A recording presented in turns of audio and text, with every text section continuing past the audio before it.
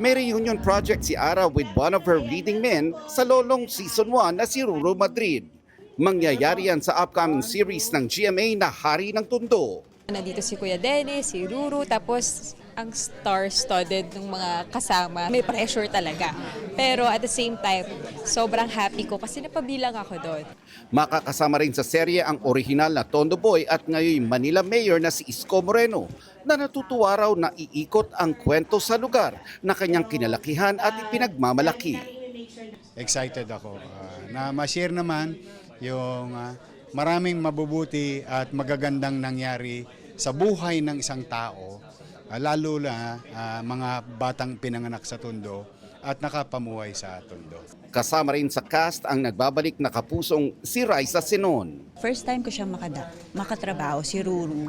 And si Kuya Dennis naman, nakatrabaho na siya before, bata pa ako. Tapos, saka yung story din. And sobrang isa sa mga favorite kong gawin ay yung action.